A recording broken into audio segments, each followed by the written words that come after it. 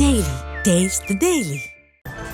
திருப்பூர் வீரபாண்டி அரசு மேல்நிலைப்பள்ளி மாணவ மாணவிகளுக்கு போதுமான வகுப்பறைகள் உள்ளிட்ட அடிப்படை வசதிகளை செய்து தரக்கோரி பாஜகவினர் போராட்டத்தில் ஈடுபட்ட நிலையில் போராட்ட குழுவினரை காவல்துறையினர் வலுக்கட்டாயமாக இழுத்துச் சென்று கைது செய்ததால் பரபரப்பு ஏற்பட்டிருக்கிறது. கூடுதல் விவரங்களோடு இணைகிறார் செய்தியாளர் பூபதி. வணக்கம் பூபதி, விவரங்கள்.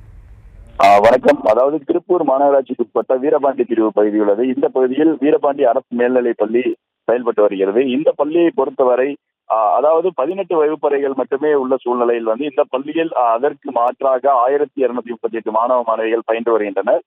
இந்த நிலையில் இந்த பள்ளியை பொறுத்தவரை அதாவது இருக்கக்கூடிய மாணவ மாணவிகள் வகுப்பறைகள் இன்றி வறண்டா மற்றும் பள்ளியின் மொட்டை மாடியில் அமர்ந்து படித்து வருவது பெற்றோர்கள் மற்றும் பலரின் மனதில் பெரிய சங்கடத்தை ஏற்படுத்தியிருந்த சூழ்நிலையில் தற்பொழுது இது தொடர்பாக பாஜகவினர் பள்ளியில் அடிப்படை வசதிகள் செய்து தர கோரியும் குறிப்பாக இன்றைய தினம் பெற்றோர் ஆசிரியர் கழகம் மற்றும் சிஓ அவர்கள் தலைமையில் அந்த பேச்சுவார்த்தை நடத்துவதாக இருந்த சூழ்நிலையில் அதே கூட்டத்திற்கு பாஜகவினரும் மனு கொடுப்பதற்காக வந்த சூழ்நிலையில் அந்த அதாவது பெற்றோர் ஆசிரியர் கழகம் அந்த கூட்டமானது அதாவது இடமாற்றம் செய்யப்பட்டு மாவட்ட ஆட்சியர் அலுவலகத்தில் நடைபெற்றது.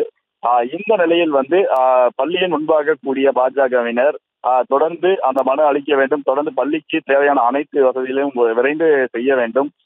குறிப்பாக பள்ளியில் இருக்கக்கூடிய அனைத்து மாணவர்களுக்கும் குறிப்பாக 4 முதல் 5 கழிவறைகள் மட்டுமே உள்ள சூழ்நிலையில் பல்வேறு இன்னல்களை மாணவ மாணவிகள் சந்தித்து வருவதாக உள்ளிட்ட பல்வேறு குற்றச்சாட்டுகளை வைத்து பாஜகவினர் அந்த பள்ளியில் ஒன்று கூடிய சூழ்நிலையில் அவர்களை கலைந்து செல்லுமாறு காவல்துறையினுடைய பேச்சுவார்த்தை நடைபெற்றதில் அதாவது அந்த சூழ்நிலையில் அந்த இடத்தில் பாஜகவினர் சாலை மறியலில் ஈடுபட்டனர். இந்த சூழ்நிலையில் காவல்துறையினருக்கும் பாஜகவினரிடையே தள்ளுமுள்ளி ஏற்பட்டு அவர்களை வலுக்கட்டாயமாக கைது செய்து தற்போது தனியார் திருமண மண்டபத்தில் அவர்களை வைத்துள்ளனர்.